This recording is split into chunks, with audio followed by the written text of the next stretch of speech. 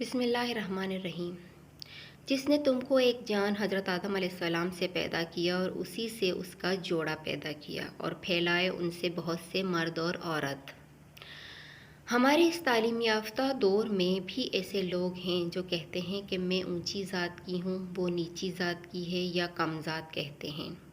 افسوس اس بات پر نہیں کہ یہ باتیں ہو رہی ہیں، افسوس تو اس بات پر ہے کہ ایک تعلیم یافتہ طبقہ اس طرح کی باتیں کر رہا ہے۔ کوئی ان پڑھ جاہل یہ باتیں کرے تو سمجھ آتا ہے کہ وہ جاہل ہے، ناسمجھ ہے، وہ نہیں جانتا کہ اللہ ایسے لوگوں سے سخت ناراض ہوتا ہے جو دوسروں کو اپنے سے کمتر سمجھتے ہیں۔ ٹھیک ہے، آپ کو کسی سے رشتہ نہیں کرنا، نہ کریں، لیکن یہ حق کسی کو نہیں پہنچتا کہ وہ دوسروں کو اپنے سے کمتر سمجھیں۔ کوئی کھانا جب ہمارا دل نہیں کرتا تو ہم نہیں کھاتے، لیکن اس کھانے کو برا نہیں کہتے، بلکہ ہم کہتے ہیں یہ کھانا مجھے پسند نہیں، کیونکہ اللہ کا بنایا ہوا رزق ہے۔ اللہ کی برائی کیسے کریں؟ اسی طرح کسی خاندان سے تعلق آگے نہیں بڑھانا تو بے شک نہ بڑھائیں، لیکن اسے کمتر نہیں کہنا چاہیے، کیونکہ اسے بھی اللہ نے بنایا ہے اور اسی مٹی سے بنایا ہے۔ اسی لیے اللہ کی نظر میں سب انسان ایک برابر ہیں۔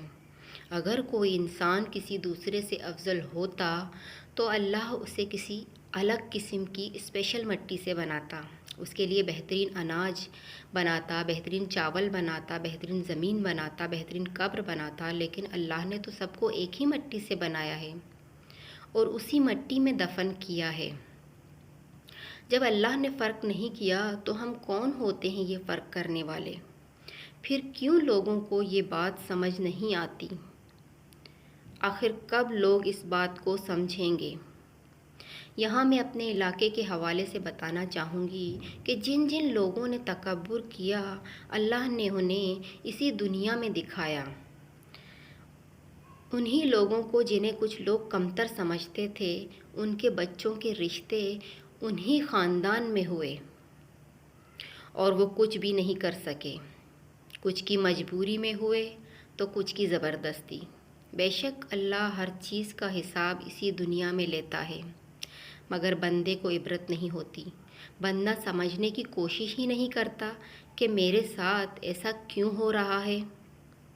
کاش لوگ جلد سمجھ جائیں اور کسی دوسرے انسان کو حقیر اور کمتر نہ سمجھیں۔ آمین ثم آمین۔ اگر آپ کے علاقے یا خاندان میں اس طرح کے واقعے ہوتے ہیں تو کمنٹ میں ہمارے ساتھ شیئر کریں تاکہ اس پر لوگوں کو مزید آگاہی دی جا سکے اور اپنی رائے بھی دیں۔ جزاک اللہ۔